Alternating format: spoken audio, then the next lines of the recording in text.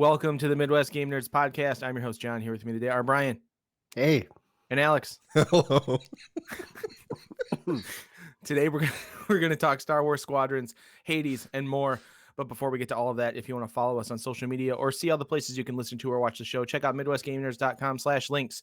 The Midwest Podcast Network now has a Patreon. The Patreon is meant to benefit all the shows on the network. You can subscribe for as little as $1 a month and help keep our shows alive and well. Check it out at mpn.bz/Patreon. Thanks again to Jason K, Tom Z, Chris K for the contributions, and welcome to Alan K for joining the Patreon. We really appreciate you guys. We appreciate all of our patrons. You guys are awesome. We love you. Thank you so much. Alan K is he upped his pledge for $10 instead of $5. So he's been a patron for a while, but just to clarify. Yeah, we appreciate it, man. Thank you. As always, we do appreciate your feedback, which you can send to MidwestGameNerds@gmail.com. And don't forget to follow us on Twitch as well as rate and review us on your favorite podcatcher. Alex, do you have any bumpers for the network? Yes, Horror Movie Yearbook wrapped up their September of the Dead in October with their final episode called The Living Dead. They discussed the book The Living Dead by George Romero and Daniel Krauss, and it's very good. It's kind of the book is a summation of George Romero's Living Dead movies, and I think anybody who's a fan of any of them would enjoy the discussion and the book as well. So please go check that out. Very cool. That's it.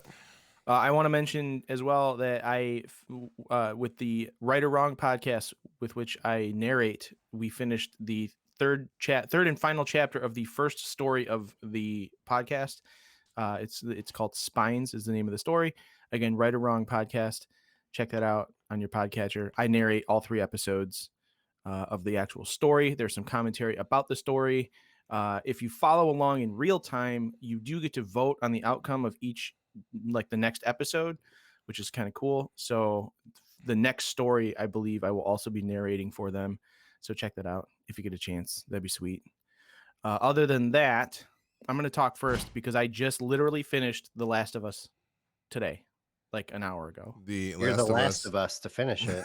Last of Us Remastered, the first game on PlayStation Brian 4. Got jokes. Always. Yeah, I have a lot of things that I feel about that game. One, the story is so good, and that is what kept me going because the gameplay is so secondary to the actual story, I feel. I enjoy it, but it's like it's a vehicle. The gameplay is it's a vehicle for a great story, and I like that sort of idea. It's like advancing the sort of idea behind the old school point and click adventures that were very like narrative heavy, but not super action heavy. I don't feel like this game is terribly action heavy. It does have some points where you're running through hallways and killing a bunch of people, but I don't feel like that's a strong point necessarily. I think the story itself is the strongest point. I think the ending was super lackluster. I was expecting more out of it. I don't know if we want to get into spoilers about it, just because I don't know who out there cares anymore. The game is almost 10 years old now. It's like 7 years, I think. 2013 on PS3, maybe. I legitimately think I am the last person to play it. I mean, I think we can if you feel the need to, and we can let people know. Spoilers for The Last of Us, spoilers. Part 1. Skip ahead 5 minutes from now. I'm hopefully not going to take that long. The ending, he just like fucking lies to her. And I hate that. I don't like, he's selfish. Joel is a selfish, shitty character. He did everything for his own self-interest. He didn't do anything for humanity. You know, I'm sure Ellie knew that she'd probably have to fucking die in order to like, you know, it's not like they're going to take her into the hospital and be like, oh yeah, like we're going to just extract this thing from your brain and you'll be fine. Like they probably like, listen, like this might kill you or this will kill you. And you're sacrificing yourself for the betterment of humanity. At least if I were in that position, I would want someone to tell me like, yeah, you're going to die, but you're going to die for the sake of everyone else. And in this case, like Joel was just like, no, I'm going to save you. And so he did, and he did it for his own self-interest. And that's bullshit. And it's a fucking cop out. And he's a shitty character and a shitty person for that. You feel the opposite of the internet. Not the opposite of me, but the opposite of how the internet feels. And I think despite the fact that you feel as though this did not lead you to want to play The Last of Us Part 2, I think a lot of the things that you're saying would maybe make you enjoy The Last of Us Part 2 story even more than this one. Um, I mostly completely agree with you, but I don't know that in 2013 when I first finished the game that I would have been in the same place. I think that choice that he makes at the end of the game is very tortured and hard, and the thing that I think a lot of people wished that the first game and to an extent the second game would let you do is to let you make the choice, because in the end you have to kill the doctor. There's nothing you can do about it. You can't just say Right. no. You can't walk away. You can't let Joel make that choice to let her do this, or to let this happen to her. And they are very much telling the story they want to tell, so that's why it's not a choice for you to make. This is And what Joel that's does. fine. I just think I don't know, like I'm not, maybe it's just who I am as a person, I suppose, but like the whole like selfishness of him as a character and what he did and why he did it. Like I don't, I guess I just don't understand his motivations other than like he's trying to like reconnect with someone who reminds him of his daughter. And I think that's largely it. I think he lost his daughter at the beginning of the game in a very terrible way, and I think he found pieces of his daughter in this girl that he's taking across the country to go see the Fireflies. And I'm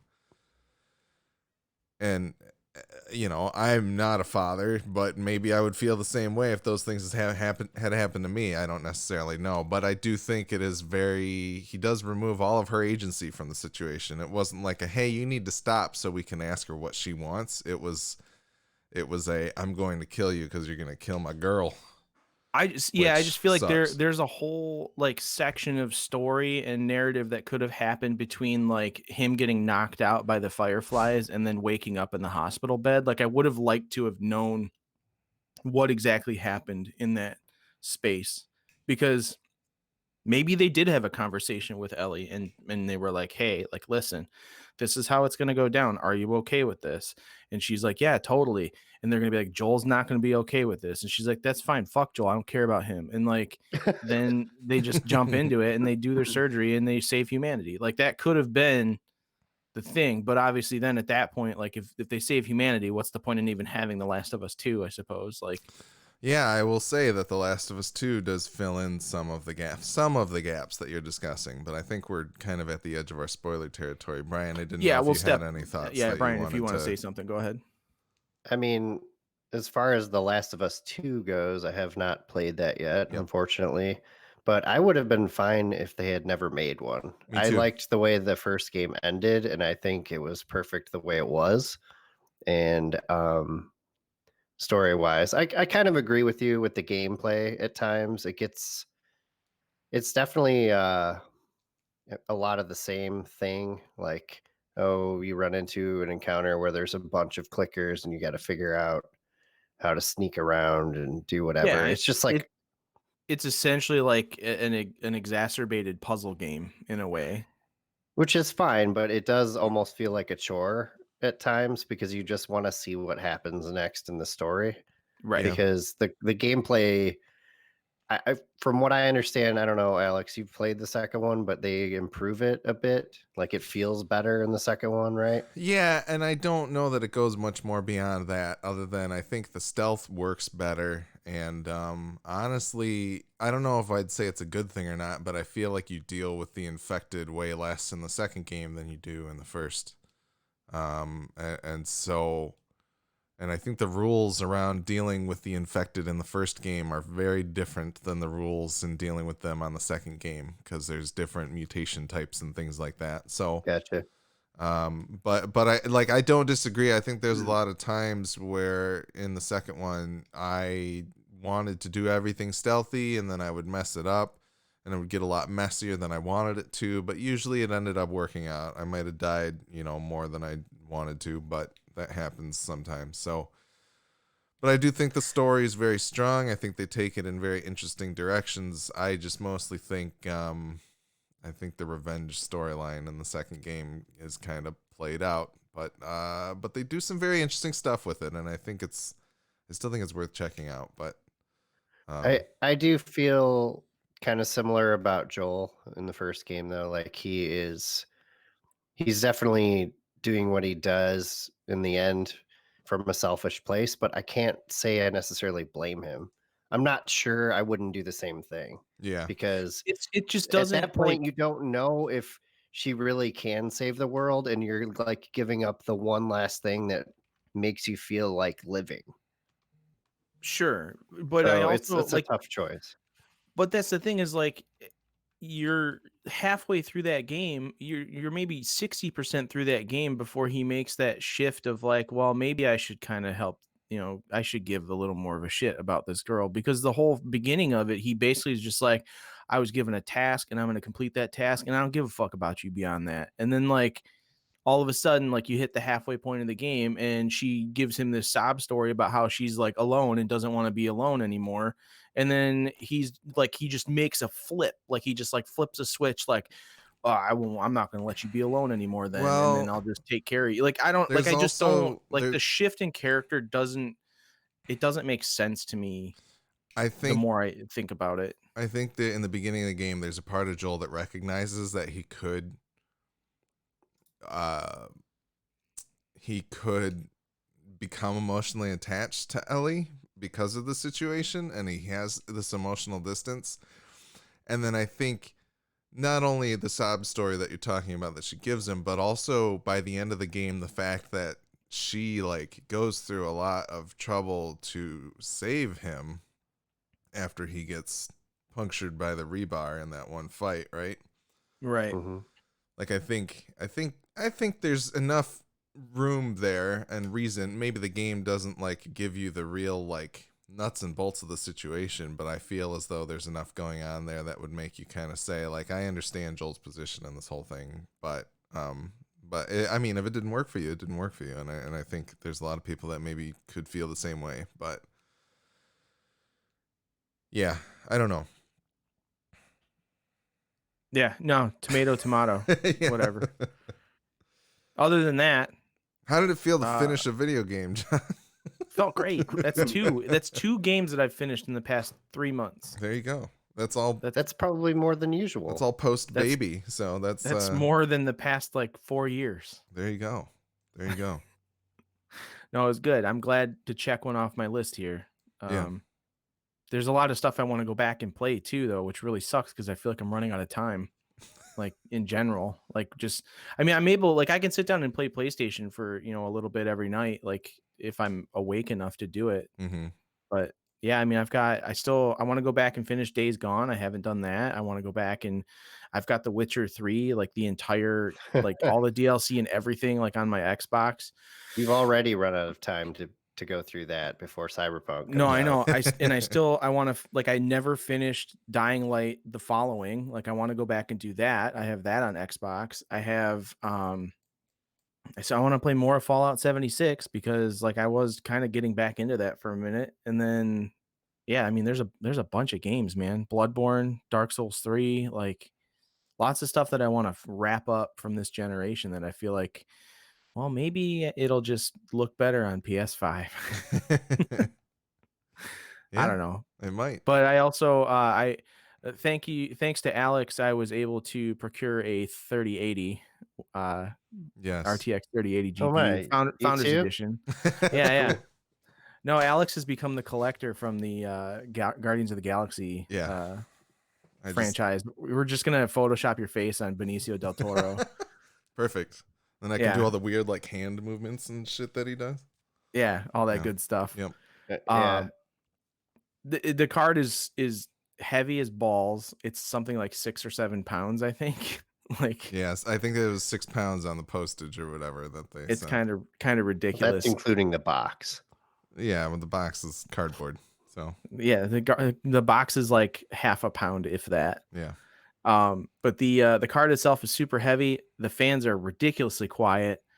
My computer it's probably lost a few decibels in volume. Like That's no awesome. joke. Like my 2080 Super was super loud. Mm. It is very quiet now. I loaded up Control. I maxed it out completely. I locked it to 60 frames because I tend to do that because I just like having a nice stable frame rate.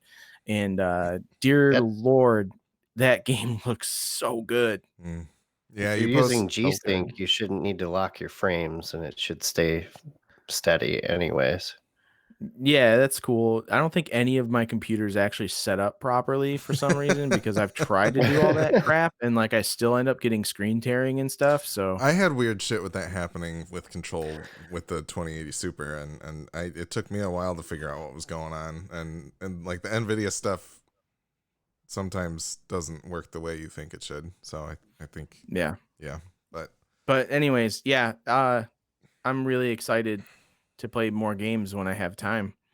Um, Yeah.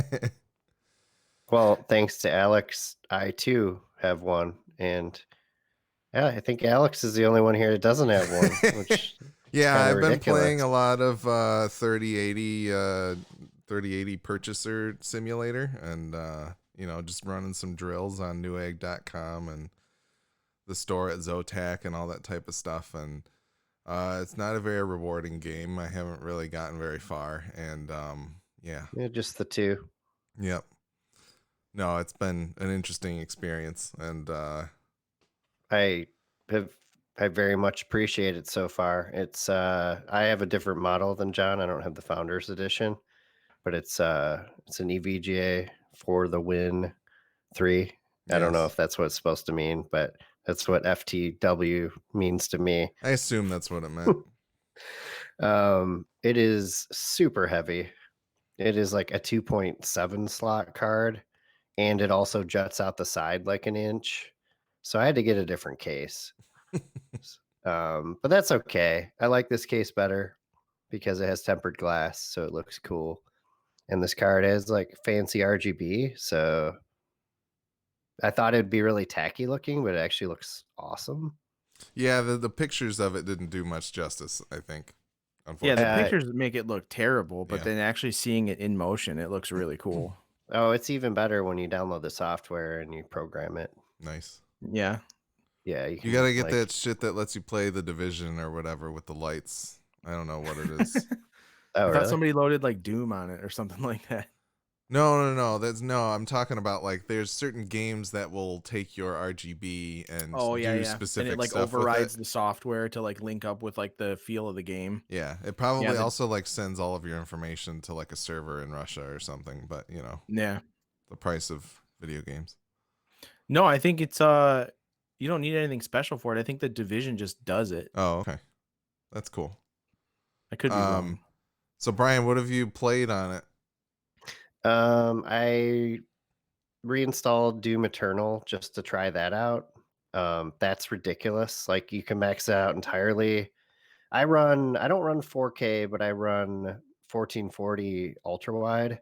So it's still a lot to render. Um, and that runs like generally over 200 frames per second, like consistently. That's ridiculous. Yeah. And that's one of the better ones. Destiny, I didn't notice much of a difference. I think it's like CPU limited Mm. or something. At least at this resolution. I tried, let's see. Oh, Control, of course, because I had never gotten to play it with ray tracing because I had a 1080 Ti, and you get about 2 frames per second with ray tracing on with that card. That game is ridiculous because that's the first game I ever tried with DLSS as well, and Yeah. it's like almost twice as fast using DLSS versus not. And honestly, I don't think it looks that much worse. Yeah. Like I can't really tell, to be honest. It's like a really good trade-off. There's a really good Digital Foundry video that John linked to where they go in specifically, it was for DLSS 2.0, which for those who don't know, DLSS is a thing that you can do. Your game developer can work with NVIDIA to set it up so that you can render the game at a lower resolution and then use machine learning to up-res it to whatever final resolution you need, so that basically your computer can run all the ray tracing calculations on the lower resolution and make it less taxing to do, and then up-res it using robots. And so the they found on the Digital Foundry video that if you went down to like 1080p and were doing DLSS to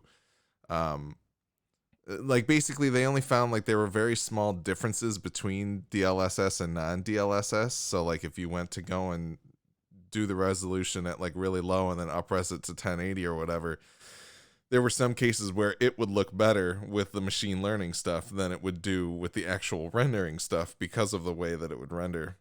Like the machine learning would do a better job at approximating things than the actual the actual rendering would do. So the DLSS stuff is really ridiculously awesome, and I assume the 3.0 that's now implemented only looks even crazier. So Yeah, I tried Modern Warfare as well because that game, I mean, really pushed my computer and my last card. Uh, and that's noticeably quicker. Another reason why I wanted to try that is that's one of the only games right now that has NVIDIA Reflex enabled. mm-hmm. And I don't know if it was like the slightly better frame rate or the reflex, but I felt like I could do better in the short amount of time I played today. So that's pretty cool. Like, do you feel Still like you not. have an advantage now? I feel like, yeah, a slight advantage in reaction time. Okay. Nice. So that's pretty cool. It definitely looks better. I maxed it out. I turned on the ray tracing in that though, and it doesn't seem to like really do anything much. It's like not a full ray tracing. It's like just for lights or shadows. Is it Like it's not for reflections and stuff. I assume it maybe does more in like the story mode, Maybe. but yeah, where things are a little more Yeah. scripted. I did Flight Simulator for like 5 minutes before we started recording because I had to wait for a huge update. That is well, I was able to max everything out and it's like smooth, but it's still only like 30 FPS maybe. Yeah. So, but that's probably limited by other factors in my computer that I have yet to upgrade. Yeah, I think that's mostly all I got to try before, other than like Squadrons, obviously. Oh, Sweet. Space Engineers. That actually runs significantly better, even though it's not a pretty game, but it just runs way better now. What is Space Engineers? I saw you playing that, and I assumed it was like a code name for something else that wasn't like getting It's an actual scraped game. properly by Discord. It is. That's one of the things I played, so I would like to talk about that. It is a like sandbox game in space where you can just like basically everything is block based. It's almost like a Lego game with physics, kind of. I mean, not everything doesn't look like a block, but it fits together in a grid, you know? Okay, yeah. Um, so basically, you can piece together rocket parts and batteries and wheels and stuff like that, and just various block types to build bases and vehicles of all sorts. And you can either play in survival mode, where you actually have to gather all the resources to build everything, or you can play like sandbox mode, where everything's just available to you. It's pretty awesome, honestly. It's a lot of fun. A lot of like ridiculous accidents happen where you end up like shooting off into space, because we started on the moon, so the gravity is like the moon, and it's very easy to just accidentally go too far and then get out of the atmosphere. And but yeah, it's pretty fun. You can play up to like 8 people, I think, on a server. I don't think I had ever heard of it for some reason, so I'll have to check it out. Yeah, it's one of the better ones. Like the interface is complicated, but it's not terrible. Like it makes sense at least, unlike some of those building games that I've played. Um, yeah, it's pretty sweet. Nice.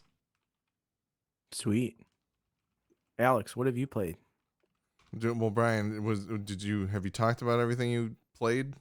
Was there anything The only else? other game I played, honestly, I think I was in like a slump waiting, like looking for 3080s. So I was just playing a lot of D2, Destiny 2 by myself. So that way I could just stop whatever I was doing at the time and try to click on add to cart before it disappeared. But yeah, I think that's like basically all I played for a while. I'm just trying to finish up like loose ends before they take out half of the game. Yeah. So Lock it that's away in the Disney vault, the Destiny vault. yeah, along with Walt Disney's head. Yep. Yeah, that's about it really. Okay. Sweet. All right.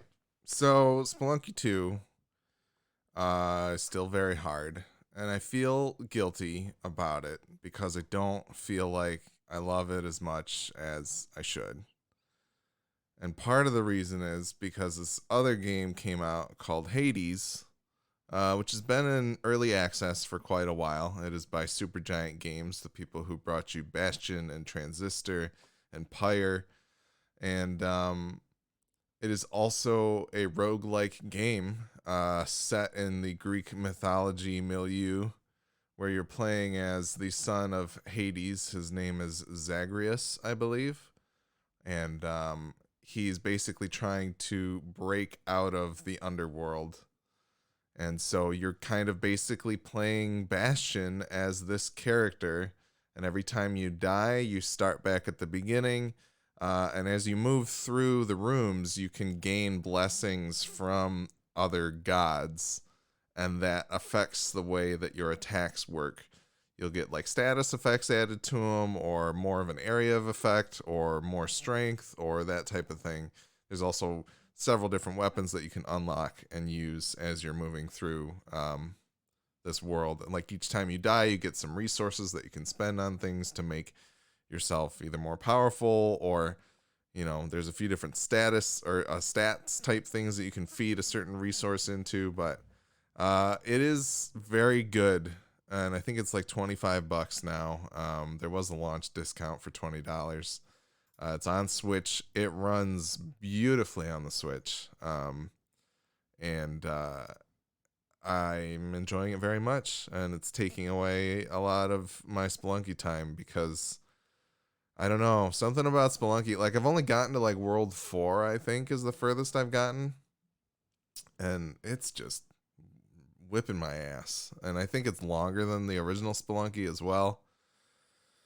But is there a chance that Hades may take over Game of the Year for you? it's possible. It's possible. I don't know. There's still time for both of them to rub me one way or the other. There's still time for Cyberpunk to I can't get. imagine. I feel like you're too soured by things surrounding Cyberpunk before it comes out that I don't even think it can be in your Game of the Year selection. I can't say that because I haven't played the game. It's about the game, right? It's not about all the Yeah. bullshit I mean, surrounding it should be, but you know how it is. It's just like I'd like to think that I'm at least somewhat impartial. And like if I were going to not play that game, period, that would be one thing. But it's not like it wouldn't necessarily make it on my list if I were to play it. So I don't know. mhm. We'll have to see. I'm skeptical about it anyway because it just doesn't seem to, as we've discussed in the past, it seems like it'll be very overwhelming for me. But we will see how that goes. Um, At least but there's only 3 starting locations, yeah, that's good at least. life paths. Mm-hmm. But yeah, I don't know. Hades is really good. Spelunky, I think I might grow to love, but it might take a little more time. So yeah, we'll just have to see. The other thing I have also been playing, I picked up a game a while back, a couple weeks ago, actually. Actually, no, let's go here first. There's a game out now called Genshin Impact. It is an anime-looking, free-to-play game that you can download on PC, PS4, and Xbox. I do not recommend downloading it on the PC because apparently it did have some type of terribly draconian anti-cheat on it that people did not like having access to their computer. But anyway, this is a free-to-play game, and it is basically Breath of the Wild with loot in it. And Okay. That's exactly what it is. When you climb, you get a little stamina meter. When you swim, you get a little stamina meter. When you run, you get a little stamina meter. You're hacking and slashing. The good news is that there's no breakable weapons as far as I'm able to find as of yet. So it got rid of that shit, which everybody hated about Breath of the Wild. But it is extremely anime. It feels very Breath of the Wild with a lot more really dumb lore that you don't really need to understand to play it at all, like most anime-related things tend to have. And if you want to play Breath of the Wild in a, non-Nintendo looking graphic representation, you can certainly do that for free now on Xbox and PC and PS4.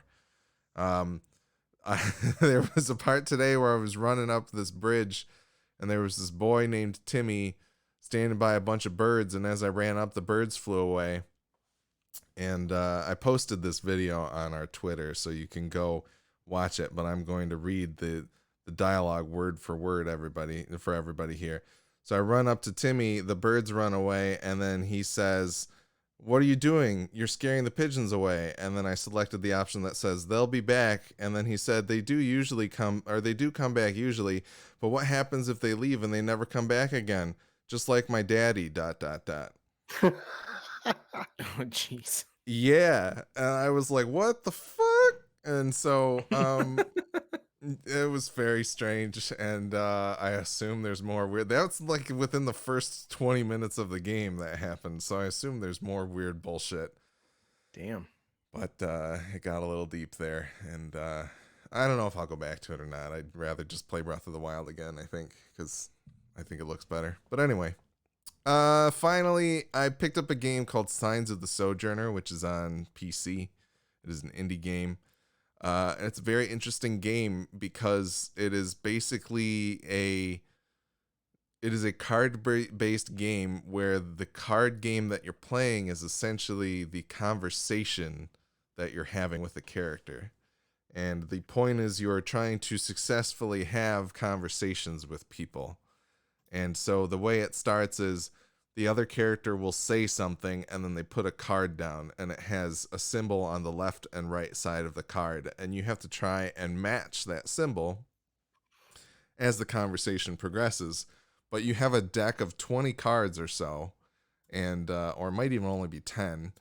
And so every time you have a conversation with them, or every time you like meet up with somebody, you're playing these cards to have this conversation. And then when you succeed, you basically select a card to forget, and then you select a card to gain. And so you're changing your deck every time you have a conversation with somebody. And the conversations generally have like a couple stages to them, which is like one hand of the game or of the card game. It's kind of hard to explain, but I thought it sounded interesting because it seems like the game has a lot to do with like empathy and also like being able to just communicate, and I like those themes, and so I'm interested to kind of like play through it and see how that all plays out.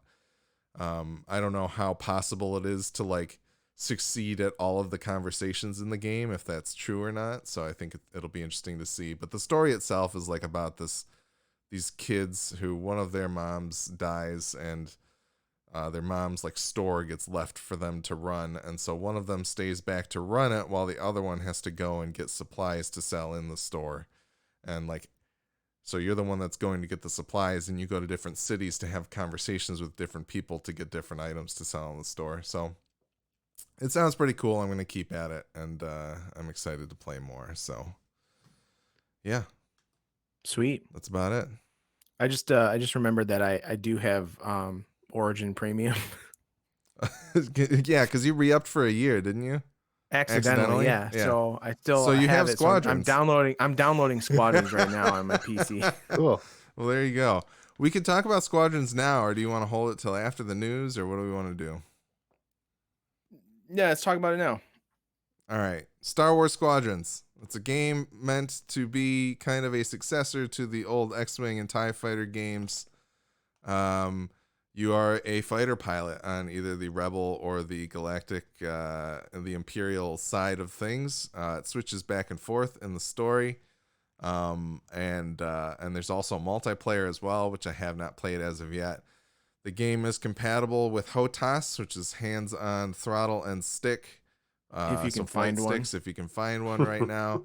And it is also VR compatible with PSVR and other PC VR headsets as well. And it's from EA because they make all the Star Wars games at this moment. You can subscribe to EA Play Pro or Origin, which was Origin Access Premier. For $15 a month, you can download the game on your PC. I don't know if there's a trial for the cheaper version yet. There usually is, but it might be kind of limited. So beware of that. But it's $39.99, so it's not even a full price game. A little trick you can use though, if you haven't already, if you get Rocket League from the Epic Game Store for free, they send you a $10 coupon immediately, and you could use that on any game, or you could use it on Squadrons, and then it'll only be $30. There you go. That's what I did. Bam. So, Brian, I was just talking a lot, so why don't you start? What are your thoughts on Squadron? And did you even had you played X-Wing and TIE Fighter and those old school games much? Oh yeah, all of them. How would you say this compares to that experience? It's definitely there's like they did a good job carrying over a lot of the mechanics as far as like what you can do in the ships, like balancing your power Power to management and stuff, shields to and engine, yeah. uh configuring like weapon, like you can change the loadouts for the weapons and stuff, I guess. The feel of it all seems very similar to the old games, but um it is still less complicated. It's definitely more user friendly. It's more arcadey than the simulation of the old school Yes, X-Wing and TIE Fighter, you would say. for sure, but not in a bad way. Like I think it's a perfect middle ground between like the old school simulation model and an arcade game. Like what were those ones called? Was there like a Rogue Squadron or something? Yeah, the Rogue Squadron 1, 2, and 3, I think is what they Yeah, were. I Yep. I did not like those coming from somewhat or from like X-Wing and TIE Fighter and Mhm. X-Wing versus TIE Fighter and X-Wing Alliance. I did not like the Rogue Squadron games at all. They were Okay. like way too arcadey for me, and I think they were third person too, right? And I really hate that. I Like I think don't so. I think you're right.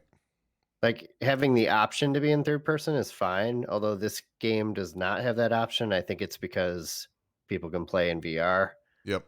So, um, but yeah, like I love the old games. They're great. Like I never finished all of X-Wing because it was too difficult for me. I finished TIE Fighter. TIE Fighter had an amazing story. Um, kind of. I mean, for what it was a lot of fun.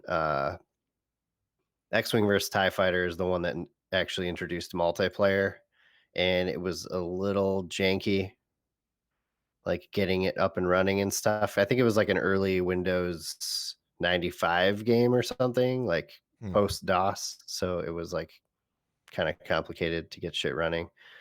But then, yeah, Alliance was pretty good. It had more of a narrative bend to it. This game has multiplayer and single player. And like you're saying, yeah, you can play from both perspectives, which is cool. I don't think the campaign is going to be that long, but so I far it's was very enjoyable. just searching. It says 8 to 10 hours according to That sounds like a good attackofthefanboy.com. length, Yeah. honestly. Like it won't overstay its welcome. And I feel like if I play through the campaign, I'll be a lot better at multiplayer. Because I jumped into multiplayer yesterday immediately with, or not yesterday, Friday with Gladish, and it sucked. Like I was not having a good time. Was I this was like with your 0-10 on the scoreboard. HOTAS or with controller? Yeah, it was with the HOTAS. And there's a problem with the HOTAS. Like it feels great. I like using it for Flight Simulator especially, but the buttons are like 1 through 12 or whatever Yeah, they're in the software. numbered. They're very generic. They're not set to the to the actual model that you're using, which I Yeah, don't think Flight Sim is. Flight Sim, I don't think Flight Sim is either necessarily. I don't it think, isn't, but but you I have a like cheat sheet from the defaults, right?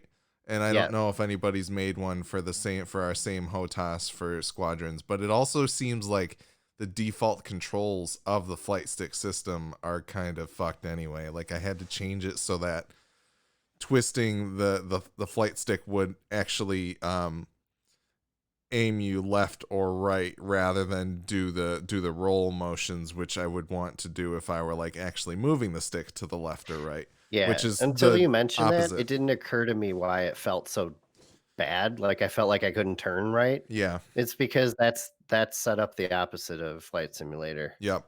Yeah. And Um, that's not the way it should be. I don't think that makes any sense. But yeah, also by default, the throttle is just not enabled for some reason, which yeah. is ridiculous. Like I was like, why can't I catch this fucking ship? Mm-hmm. And it's because I wasn't accelerating because I couldn't. Have either of And you tried playing it with a controller? yeah, Brian I has. I see. have I not. switched to controller yesterday, and I was immediately doing better because I knew where all the damn commands were. Right. Okay. I'm So I not don't need about a And that. I don't need a and flight like stick in order to enjoy this. No, no, it no, it's doesn't sound actually like it. pretty nice on a controller. The other thing, like, yes, you can um reassign all the buttons, Mm-hmm. but I just didn't have time to like go through that when I was trying to play multiplayer.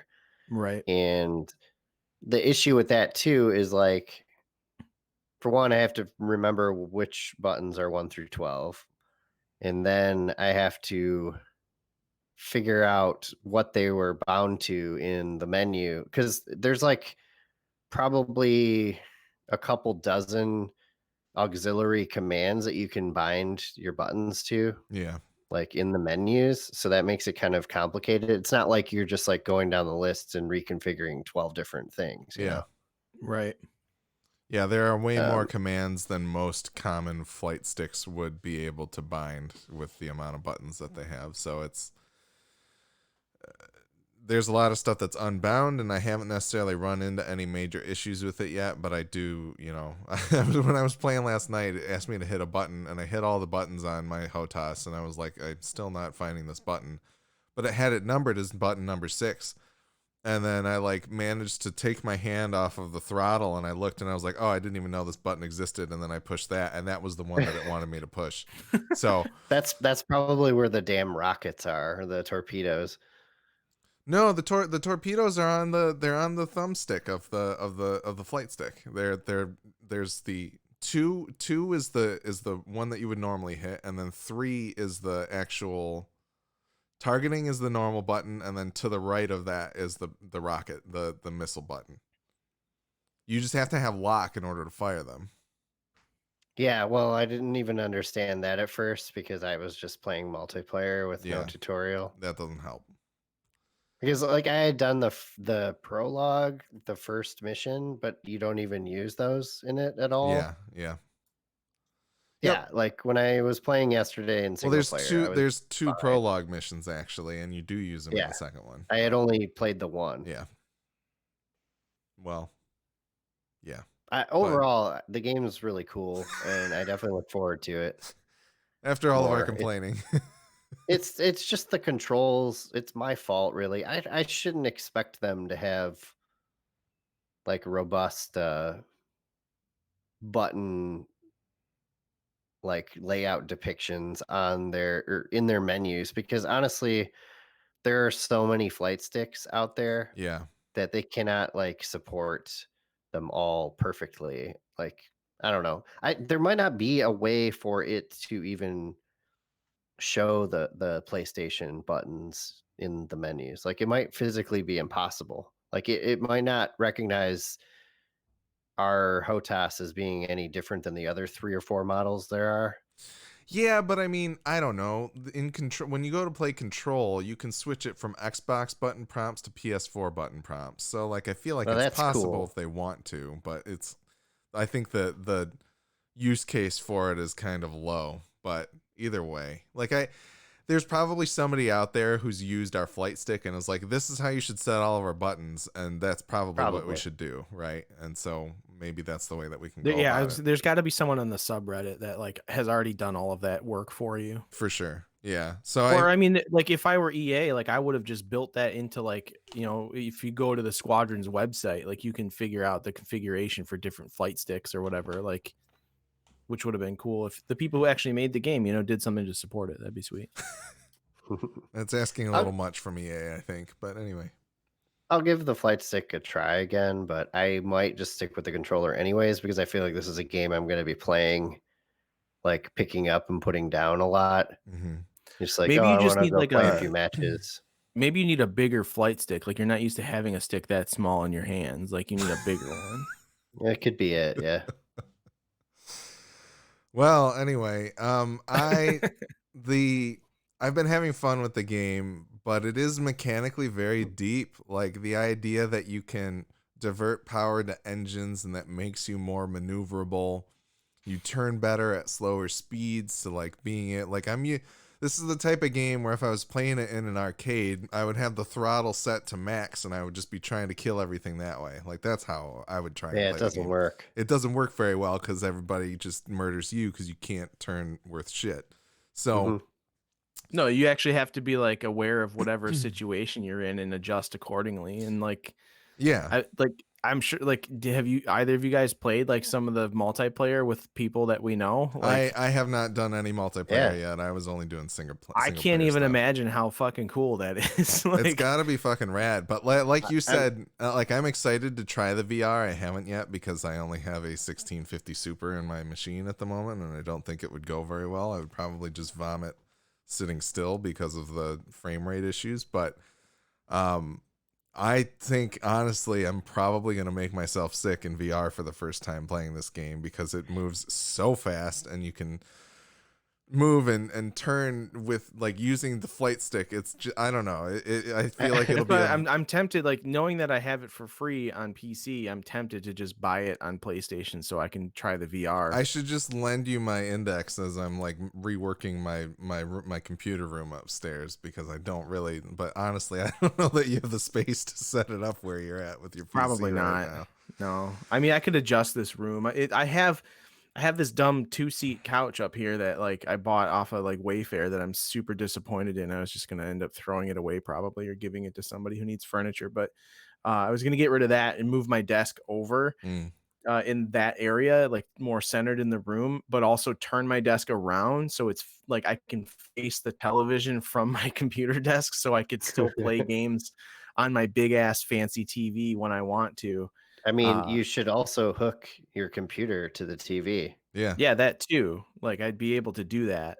Mm-hmm. So, Just but a nice. I don't I've know. got some long UHD capable. Although they wouldn't be. Yeah, I don't know. Your TV wouldn't even be able to do the 120 on that thing anyway. But either way, I've got an HDMI that you could I probably mean, use. 60 is pretty good in Yeah. 4K. But no, it seems like they have very faithfully recreated what feels like a Star Wars dogfight. Like it certainly feels like that. Doing the missions where you're like trying to protect certain vehicles from the oncoming attack, or you have to take out the bombers first because they're gonna, do something. Like it very much feels even more Star Wars than like Jedi Fallen Order did, and I think they've gotten progressively better with their Star Wars games. It's kind of weird that it took them so long to get to this point because it's not like Star Wars games are that hard. Like they've got a lot of examples in the past of like, this is what's great, and they were like, we're not going to do any of that at first. Yeah, I'm really happy that my computer has enough processing power to handle everything it's doing right now because I'm installing the game and it just decided to fucking start. So it's like playing right now, and I don't want to like control alt delete out of it because I don't want to I, fuck anything else up. You should But be I able to had that alt same tab. issue, but I did just end up control alt deleting it, I think. But Like, it's anyway. literally, like, playing the whole intro bit Mhm. and everything, and what a man, like, what a pain in my ass. Well, the problem is, like, it reaches a point to where it's playable Yeah, without and then being it fully just and then it installed, and just then it starts launches. going, and it's like, "What do you fucking I didn't tell you to do that." Yeah. But no, It's technology. Brian, so you said the multiplayer you were playing, were you against Gladish or were you playing with Gladish? Well, with him, Okay. what you can do is there's basically only like a few modes right now. They may add more in the future, but there's dogfight, which is just 5v5, like team deathmatch, basically Okay. in ships. Um, yeah, there's. I think we forgot to mention there's 4 different ships per side too, Mm-hmm. and each one has a loadout that you can edit, and you can also like edit the cosmetics and stuff. And that's like unlockable stuff through gameplay, uh, including I believe like the upgrades to the ships and like the loadout types and stuff are all unlockable through gameplay as well. And I guess not any of them give you too much of an advantage. Like most things you add to the ship, as far as like passive like upgrades go, also have like a disadvantage. Mm. So that way it keeps the game balanced for people that don't have all that stuff. But yeah, uh, back to the multiplayer. The dogfighting thing is fine, but what I really like is I think it's called Fleet Battle is the other main mode where basically it's again 5v5.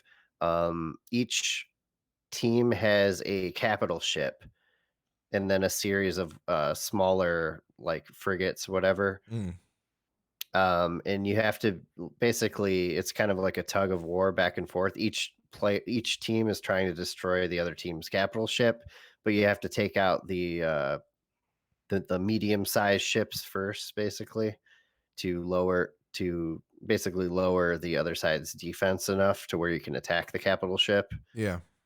Um, but then you also have to deal with, the other 5 players doing the same thing. They're either on offense or defense. It's complicated though. Like it's easy to figure out the mechanics of it, but it's complicated playing with strangers that are not talking. Yeah. Like you don't know who's on defense, who's on offense, Yeah, I mean, really. I could see us, like, playing this like we play Rainbow For Six. Oh sure. yeah, it'd be 5 like stack. if we get like a squad for Squadrons. Squadron Saturdays. There you Yeah, go. it would be probably a ton of fun Haj because is we would actually be asking able to coordinate. And then when we get tilted, we go back to Rainbow Six. Yeah. Haj is asking how mouse and keyboard would feel on it. I think it would be a disaster, but I have not tried Yeah. it. Yeah, I accidentally moved the mouse a couple times and my ship was just like And then he threw up on doing his keyboard. circles. Yeah, I didn't. Yeah, it would be don't bump your mouse in VR, that's for sure. No, good thing You'll- he's got the split keyboard now. He can throw up between the keys, like, Yeah. Yeah, I instead of right on it. definitely I recommend not using mouse and keyboard if you can I mean, manage there's a to lot of avoid it. commands and things, so I feel like using both is certainly something that you probably have to do a lot, like Flight Simulator in some cases. But I don't know. Yeah, they're all active at once. You can switch to any of them on the fly. Yep. So I mean Yeah, that's so kind of if nice. I ever get a HOTAS, I can set it up to the left here, and then I've got the mouse and keyboard right in the center, and I can set my controller off to the right, and then I can just like pick and choose depending on which kind of ship I'm in, Yeah. just to switch up Mhm. the feel. Yep. Yeah, I'm Yeah, gonna. Hey, like collector man, find me a HOTAS. Okay, I'll see what I can do. Let me speak to my people. like Gladys was saying there about it definitely has a Rainbow Six feel. Like it does in a way because you can kind of pick. It's almost like picking a class when you pick a ship because Yeah. they all excel at different things.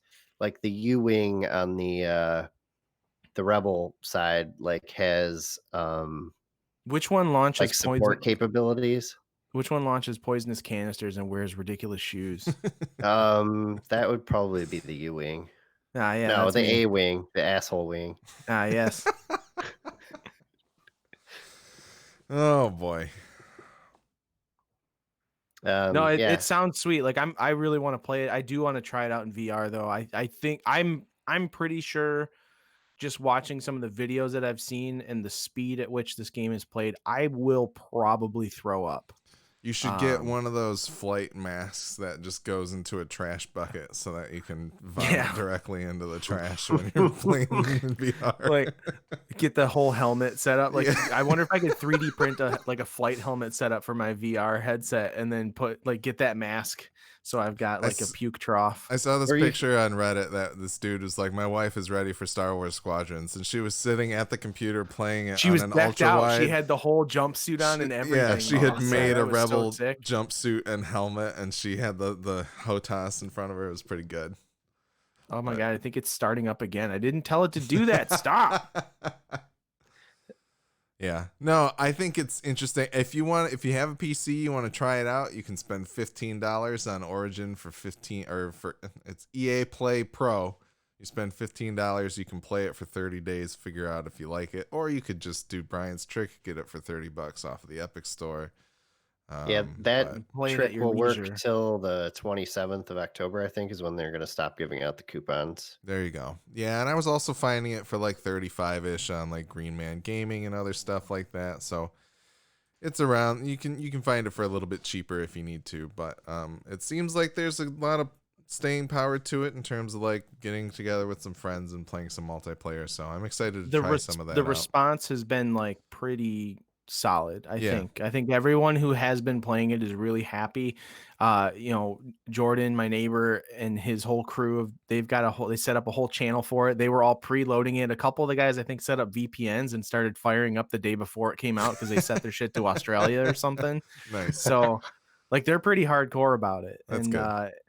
yeah, they squat up quite a bit after following their chat. Like it's a little bit overwhelming keeping up with those guys sometimes. They're it's like having a whole other group of us. Nice. Yeah, I Nice. only pop in once in a while, and I don't know what the hell's going on most of the time. All I know is they refer to Call of Duty Warzone as P time. And Yeah. I still don't quite understand the reference, but every time somebody rolls in and they're like, "Hey, I'm ready to pee. Does anybody else want to pee?" And then they're like, "Yeah, let's do it." And I can't, it just out of context, it is the funniest shit to look at your phone and see these notifications saying like, "Anybody ready for pee time?" And like I die laughing every time I see it. That's pretty good. I played with them once, and it was pretty entertaining. Yeah. I wasn't up to their level of play, that's for sure. They play daily. So like Yeah, I'm a little rusty. they treat that game like they're basically playing Warzone, Squadrons, and Among Us like pretty consistently. So Yeah, everybody except for us. Everyone among us plays Among Us except for us. yeah. True. Is it cross-platform? Not yet. It's everything. Yeah, it's even mobile. It is. Well, it is Like, not. can I play with no, you from my cell phone? Not yet. Not yet. They See? are working on Okay, it. yeah. They actually canceled their sequel so that they could implement everything into the current game, and one of those is like accounts that would allow for cross play. So I think they're headed there. They haven't done it yet though. So Yeah.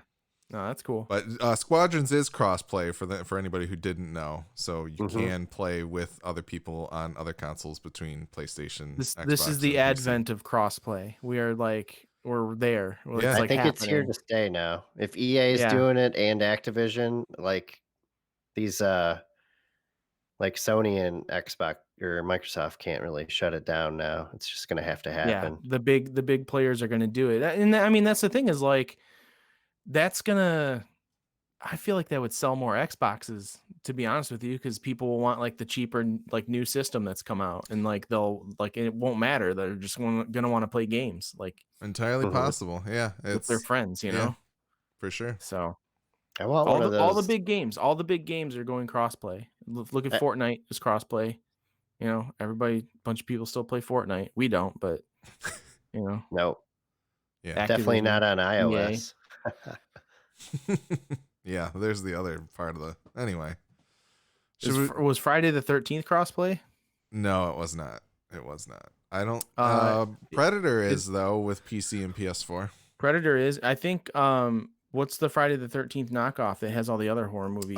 Dead by Daylight, I think. Yeah, That's crossplay, isn't it? I don't know if it is yet or not. It might be. I'm not Rocket sure. League. Rocket League's crossplay, all these big That's the games. pioneer right there. And the funny thing is like each of these games is like just a fucking money pit of like microtransactions too. It seems like you can like can't you buy shit in like every single one of these games in their in-game markets and stuff? Like Yeah, Probably. that stuff is kind of weird though because it's usually tied to the console that you buy the shit on. I don't know. right. It's weird. But that's the thing is like if you know, look at Destiny as an example. Like we played all of this Destiny shit on PlayStation, like, and then all of a sudden we all got PCs and we like switched everything over to PC and like bought the game again and like bought all the shit in the game. Some of us bought all the shit in the game, some of us didn't. But like that's if you want to play the game, no matter what platform you end up on, you're gonna buy all the shit for it, no matter what. Like Yeah, no, it's a smart thing to do. I would have bought all of the dances and things that I bought in Destiny 1 in Destiny 2 again if I were allowed to have the thriller dance and the beat it dance. Like that's really all I wanted. I would have paid another $10 for that shit, Bungie, if you're listening, which you're not because you suck. All right, Anyways, should we get let's some talk news? news. Yeah, All let's right, talk about the news. let There's me. a lot of big stuff that happened. There was a lot of big stuff that happened. Like the 3090 launch was a failure. Yeah, no, I didn't even include that because I wasn't even thinking about it. I know that was a quick news hit I just threw out There there. you go. Everyone Also, knows yeah, that. also a big failure. Cyberpunk 2077 publisher orders 6-day weeks ahead of launch. This is from Jason Schreier at Bloomberg. Fuck Jason Schreier. This sucks. After saying that they would try to limit crunch, there is now a mandatory crunch. There were a lot of people saying that it was probably crunching anyway ahead of time, just in a quote unquote non-mandatory kind of way. But CD Projekt Red is also has to pay for the 6th day of work, which is required by Polish law, I believe, and not necessarily the case for most other game publishers. But Definitely not the case here. this sucks, and but I feel like most people saw it coming, and it's probably not going to affect the fact that everybody in the world's going to buy this game. So, yeah. But they have committed to November release date. But yeah, it sucks that they kind of went back on their word and were like, yeah, we're going to not do that. We're going to try everything in our power to not do it. I'm sure given if we weren't in the middle of a global pandemic, it probably wouldn't have happened. That certainly seems to have messed things up, but also like, I mean, let's be honest, that fucked up everything for everyone everywhere. So I'm not surprised by this. But I feel like we shouldn't be that upset, you know? Well, but they also, so they delayed in, when did that delay get announced? April? Yeah, so they should have known by then, I would think. But, you know, they don't care. It doesn't matter. But this is all stuff that they could plan for or work to eliminate, and they choose not to because they don't want to, and it sucks. Yeah. That's all there's to say about it. Wah. All right, Google is releasing a new Chromecast in 2021, but guess what? It does not have Stadia on it when it launches. And it looks really weird.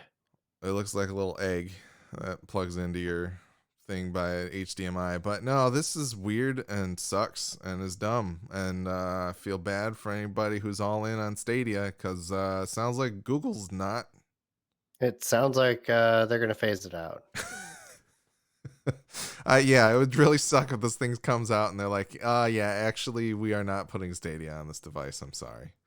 Because I mean, maybe we're shutting it got down. maybe they're coming up with one that like does it better or something. Like I don't know. Like maybe they've got something else up their sleeve that it, you know, because this particular Chromecast that's coming out is geared towards the Google TV stuff specifically, I believe. So like it's it mainly is like an Apple TV, but Google's version, you know. Yeah. So maybe it's not the same.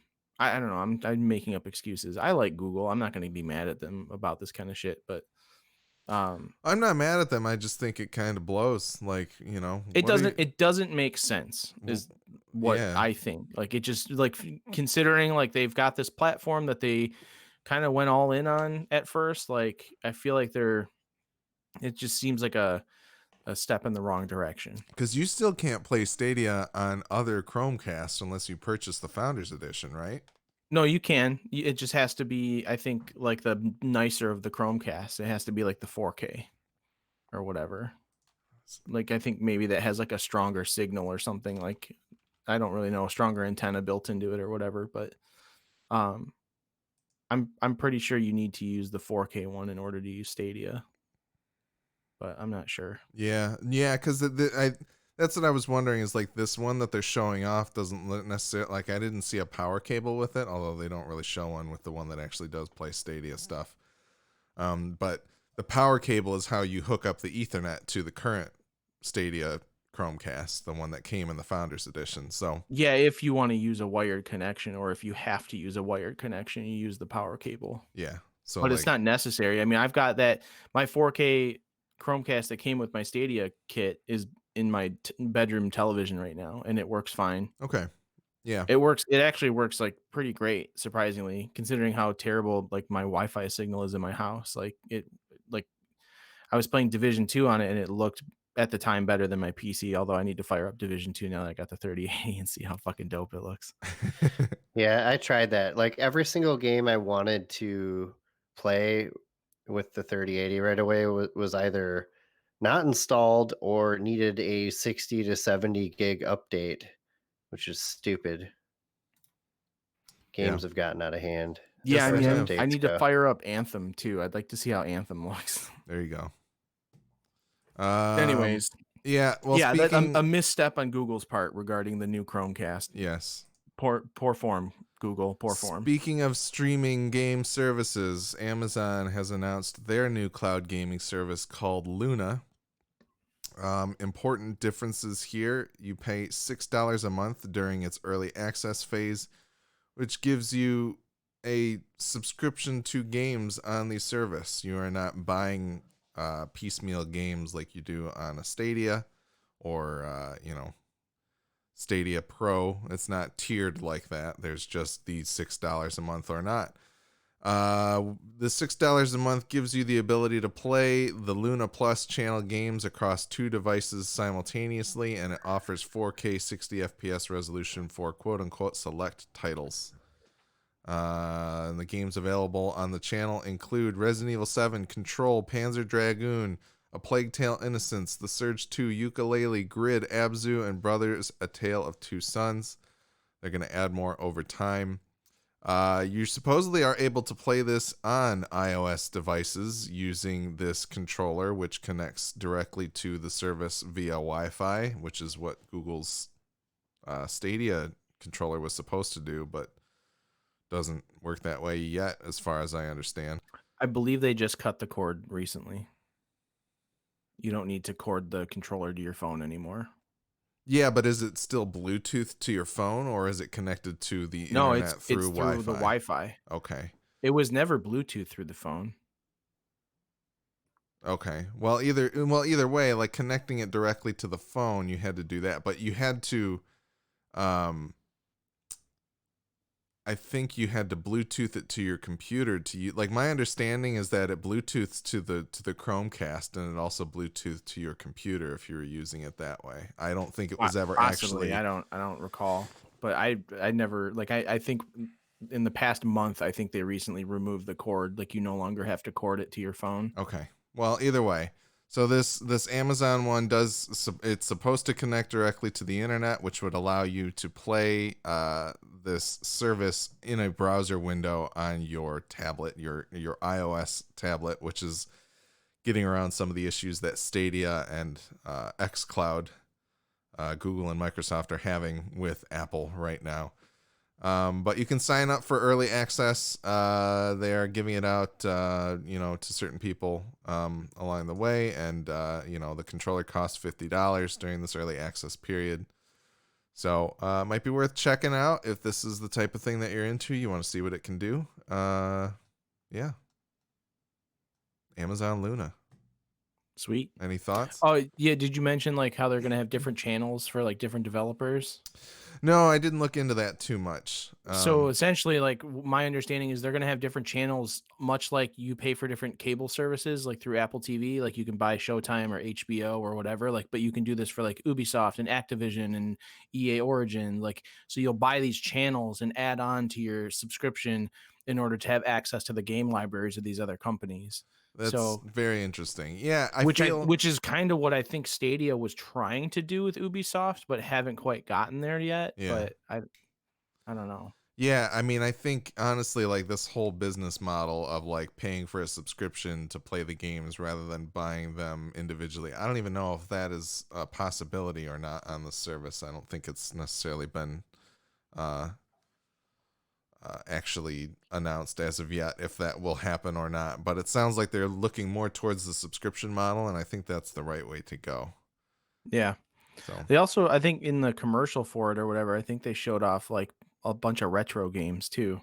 nice, Like access to like the old Sonic library and shit like that. cool. That's cool. But yeah.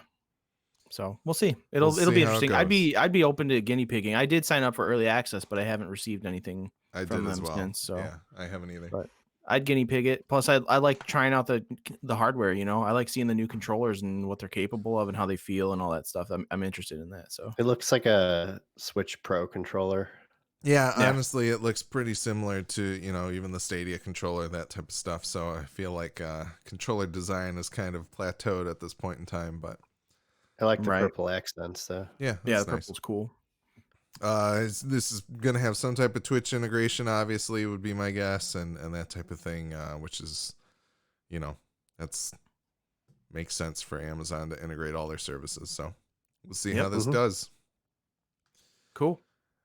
Next up, so Spider-Man PS4 players cannot upgrade to the PS5 version for free, which really sucks. The only way that you will be able to do it is if you purchase Spider-Man Miles Morales Ultimate Edition, or you can get the $20 DLC separately, I think, if you were to buy just Spider-Man Miles Morales.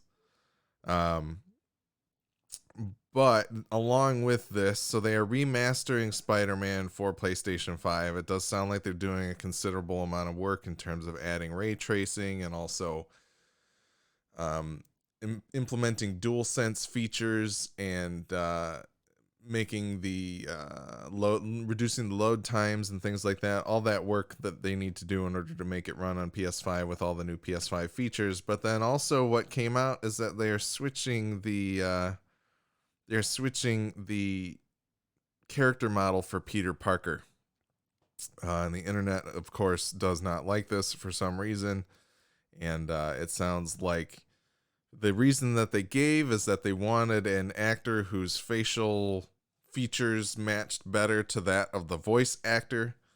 But people are also kind of skeptical of that due to the fact that this new model looks closer to like Tom Holland does, and the actor who plays him in the new Spider-Man movies. So very weird situation. Not clear why they felt it was necessary. I feel bad for what's his name, Yuri, the voice actor, because he's kind of also caught in this. I think Brian Intihar, the head of Insomniac, is getting death threats because of this change for some dumb What the reason, because hell? people are stupid. But like, This is why we honestly, can't have nice things. yeah, like I don't know why anybody would get that. I thought the Peter Parker from the game looked fine. Like, I don't know why it would need to change, but This is why COVID exists.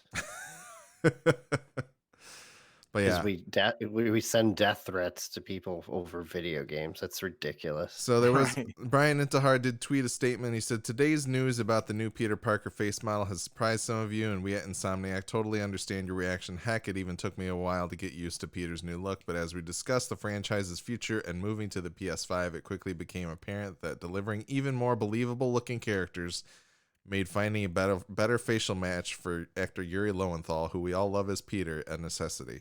So Yuri Lowenthal, I don't believe, played what was not the actor portrayed in the original.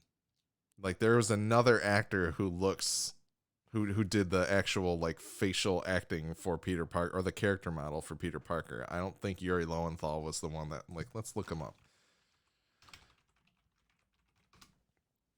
Yeah, like this is Yeah, just kind of confusing. this looks nothing like the Peter Parker that was in the original version of the game. If we pull up Peter Parker PS4,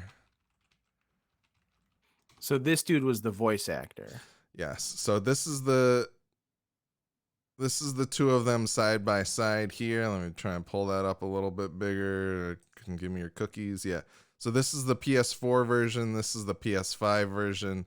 It's not even that different. This is the voice actor who plays Peter Parker in the game. And so I don't really understand why this is happening. It doesn't make any sense. Yuri Lowenthal did not play him in the past. But anyway, let me continue with Brian Intahar's statement. He said, "We care as much about this character as your attachment to him, so please know we didn't make this decision or change lightly. As we did throughout the development of Marvel's Spider-Man, we'll continue to read your comments, listen, and always be looking for ways to improve every facet of the game. At the same time, I hope you can trust us that this decision is what we feel is best for the future of our franchise and our upcoming goals for this beloved Marvel character." I don't get it. But I also don't. I like the new Peter Parker. He looks like he actually fits the role more so. The old Peter Parker looks weird as balls, man. Well, and the thing is that the story of the game is that this is very much a Peter Parker who's been being Spider-Man for some time now. It's not a Peter Parker that's supposed to be straight out of high school. This is a Peter Parker that's in grad school. So this kid on the right looks like he could be like 15. That's fine. But it's not really what I got out of the feeling of the story of the game. I thought the one in the PS4 game looked fine. I thought it did a great job and kind of worked the way that I would expect it to work. But I don't care enough to be angry about it. I don't give a fuck. He's supposed to be a smart dude, right? Like maybe he's 15 and in grad school. It's Yeah, entirely maybe it's some possible. Doogie I Howser guess. shit, Yeah. man. Yeah. You're really pivoting here. But anyway, I don't know. Yeah, the one on the left looks like some weird Russian knockoff Peter Parker. There might be a better look. This might just be a bad screenshot or something. Hello, look at me. My name is Peter Parker. I am the Spider-Man. Piotr Parker. Peter. All right. So anyway, Spider-Man weird. Sucks that we can't. Sucks that you can't get the upgrade for free. I still think that sucks, even though it sounds like they're doing a lot of work to it. But that's the world we live in now. All right, and then finally, the biggest news that happened immediately after we released an episode last time. Literally, like, immediately. Like several hours later. Oh, wow. I forgot that happened so long ago. Yes, Microsoft has purchased ZeniMax Studios, which are the owners of such game franchises as Dishonored, Wolfenstein, The Elder Scrolls, Fallout, Doom, Starfield, The Evil Within, and Prey. That's Bethesda, for those who don't know, and Arcane Studios and id are all under the ZeniMax Studios headline here. But it's a huge deal. This is a huge deal. It's very, very big. And it was very expensive. It is a huge deal. Yeah, $7.5 billion, which I think is almost double what Disney paid for Star Wars. It's like 6 times more than what they paid for Minecraft, isn't it? Or something like that. Yeah. But no, it's crazy. Like this is a pretty big deal. This is potentially the sequel to Skyrim will not necessarily appear on a PlayStation type of news. Suck it, Sony. So suck it real hard. Now, we don't know that for sure. There's been a lot of weird statements coming out about like Bethesda has a little more autonomy and they can choose. It'll be on a game-by-game basis. This does mean that technically Microsoft is kind of publishing 2 PlayStation timed exclusives in Ghostwire Tokyo and Deathloop. They are continuing to honor that agreement and they will continue to be timed exclusives. But this is a very weird situation. And a crazy get for Xbox. And basically what's happening here is they're buying all of these games for Game Pass, you know? Yeah. I think Bethesda games are going to start appearing. Like, I think Doom Eternal's already on console Game Pass early now. And they have even more that'll be making its way to the service on both console and PC in the coming month or two. But yeah. Crazy. It's awesome. Sure. Yeah. All those Sony Not for people. everyone, All those but Sony people can't necessarily play the next Skyrim. But yeah, I don't know. I mean, if I were in a position where I was only buying a console or did not have a PC, I would be pretty upset about this, I would think, and I don't blame anybody for that. But Game Pass looks like an incredibly attractive deal, and they've made it even more attractive now. So although I don't know if it was a coincidence that the price of PC Game Pass went up a few days after this announcement. they announced that ahead of time, though. Okay. I believe was my understanding that it was an early introductory price of $5 per month. It is now $10 per month. I understand. Still a good deal. Still a good deal. You can still get PC and console Game Pass for $15 a month, which is quite That a lot also of value.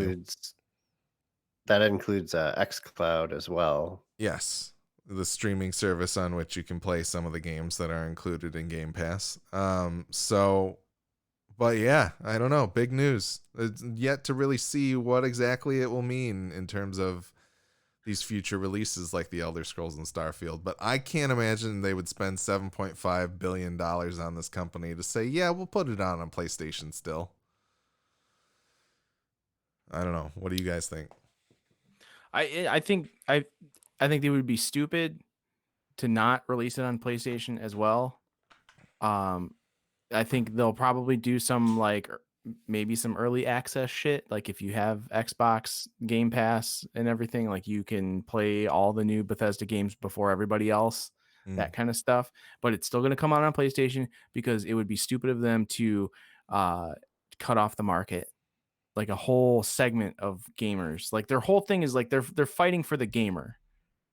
Like Bethesda wants to fight, or not Bethesda, Microsoft is fighting for the gamer. Like that's what they've been doing this whole past generation, is like putting up this, like, we want you to be able to play anywhere, anytime, anything you want.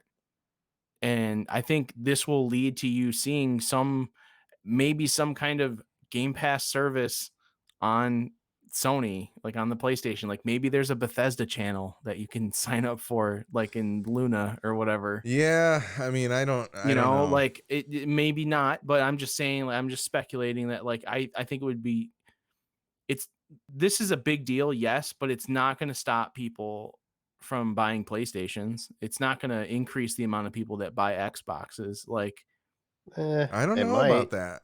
There's a lot of people bought consoles for Skyrim, we have yet to see the perk of like what this means. Like, we don't know what this is going to do, but yeah, people bought consoles for Skyrim, but it wasn't like they were choosing between like 360 or like PS3. Like they would just, they'd ask their friend closest to them, like, hey, which one do you have? And they'd be like, oh, I have a PS3. And then they go buy it for PS3. And then they look at some other kids, like, which one do you have? And his friend's like, oh, I have it on Xbox 360. So he goes and buys it on Xbox 360. Like, but what I'm saying is like the Joe whoever who hasn't bought a console since Skyrim came out hears that the Elder Scrolls 6 is coming and it's only on Xbox.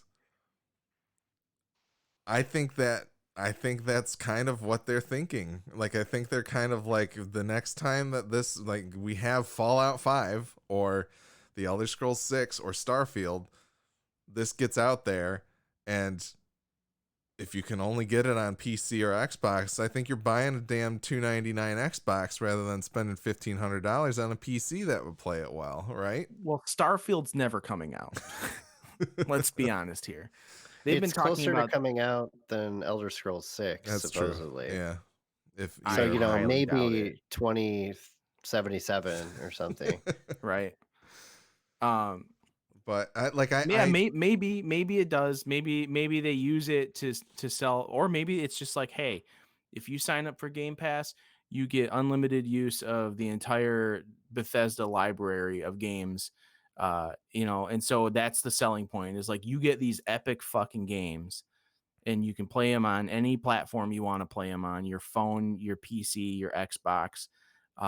But the best place to play them is the Xbox Series X. Like, you know what I mean? Like, yeah.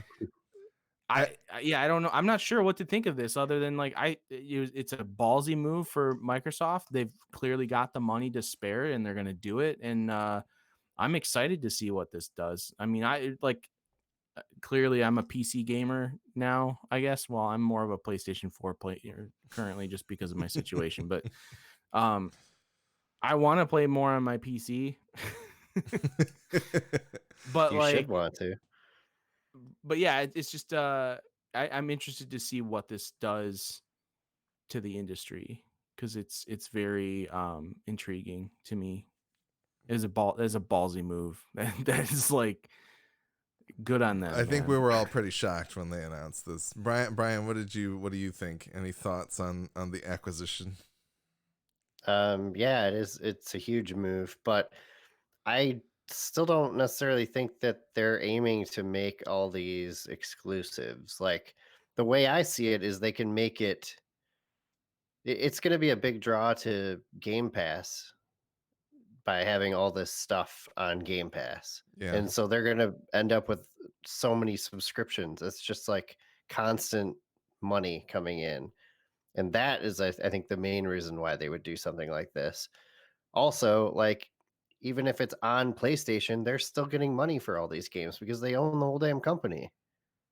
So, like, Yeah. they don't really care about winning the hardware war anymore. They just want to be on every platform. That's the war that they're trying to win. Well, they want to if they want to be on every platform. I guess that's true and that's interesting, but like I think what you said about Game Pass is right. I think they want people giving them $10 to $15 a month every month if they can because like that's what the future is right now. Everybody wants that Netflix channel of money coming into their company.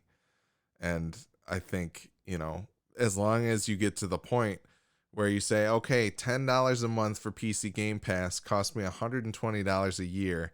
And if there's 2 video games that I want to play on that system, on that Game Pass, then the return on investment is even. So if there's anything more than that, so now you get every single Microsoft exclusive, you get every single Bethesda game day and date on Game Pass for $10 a month on PC.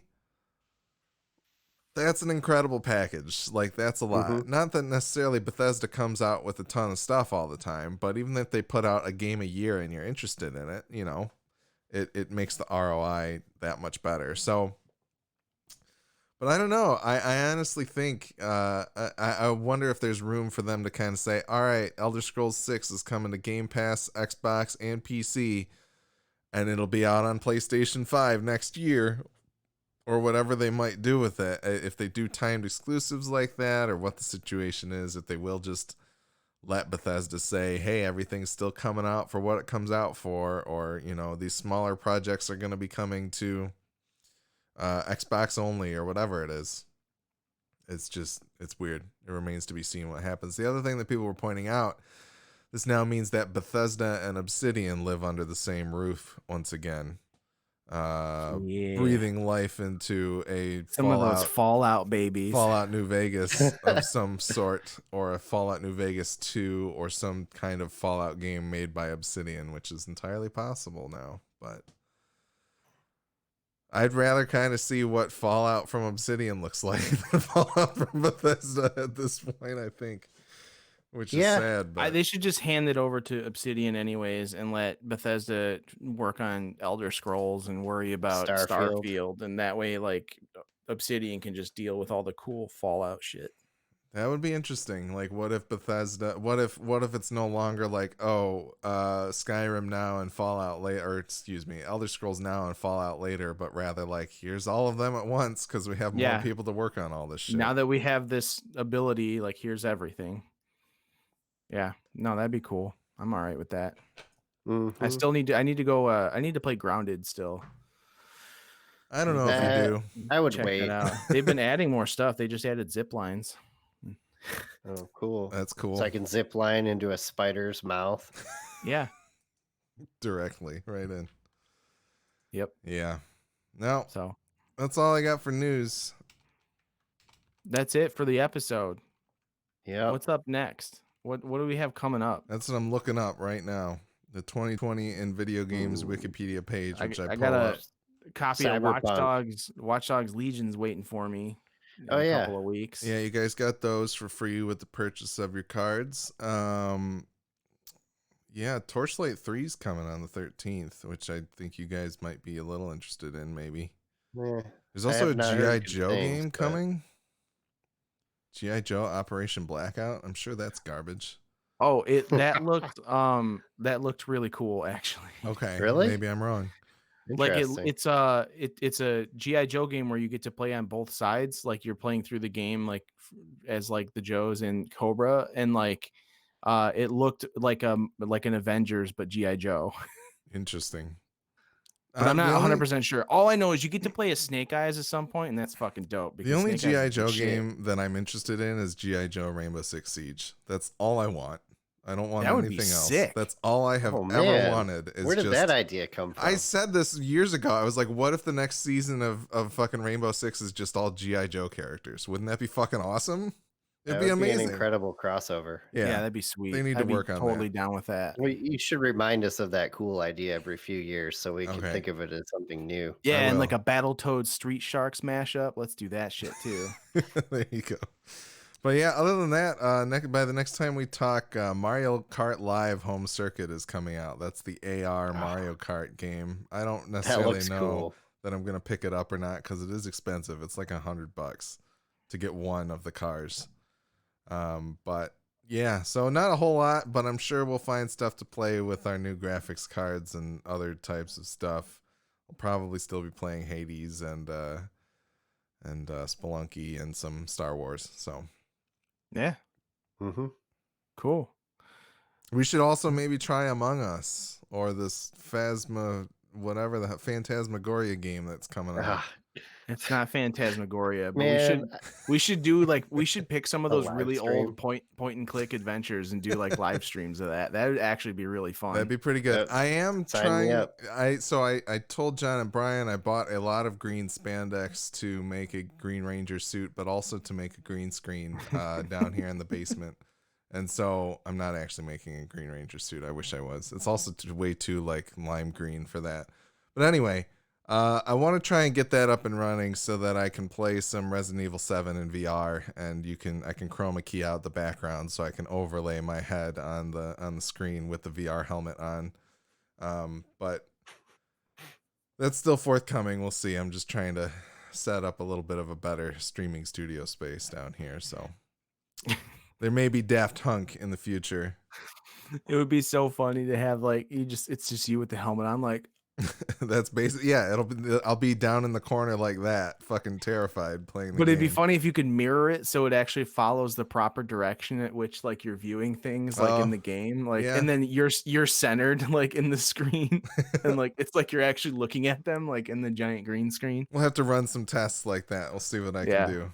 But Test it out. yeah, no, I think it'll be fun, and we'll see. I might need to enlist some people because I'll have the helmet on. I might need to have somebody like one of you guys in Discord reading comments and shit to me as I'm playing or something. But that feels like it's kind of defeating the purpose of playing a horror game. So I don't know. We'll see. Well, I mean, one of us could just be moderating. That's true. Yeah, we'll see. Yeah, cool. Well, if you want to follow us on social media or see other places you can listen to or watch the show, check out MidwestGameNerds.com/links. The Midwest Podcast Network now has a Patreon. The Patreon is meant to benefit all the shows on the network. You can subscribe for as little as $1 a month and help keep our shows alive and well. Check it out at mpn.bz/Patreon. Thanks again to Jason K, Tom Z, Chris K, and Alan K for the contributions. We really appreciate it. You guys are awesome. All of our patrons are sweet. We love you all. Thank you so much. As always, we do appreciate your feedback, which you can send to MidwestGameNerds@gmail.com. And don't forget to follow us on Twitch, as well as rate and review us on your favorite podcatcher. We are Twitch affiliates. Feel free to throw your free Twitch Prime subscription at us if you can. That would be awesome. If not, that's cool too. We understand. You got other people you follow on Twitch. Everybody does. I follow like 10 people, but I only subscribe to our stuff because I'm a loser and I feed myself Twitch Prime money. But anyways, yeah, we'll figure out what we're going to talk about next time, but we appreciate everybody stopping by in the Twitch chat, especially Gladish and Haj. You guys are awesome. And then I saw Wara was up there too at one point. Thanks again for coming in, guys. We appreciate it. And Yeah, we'll thanks. see y'all next time. Peace out.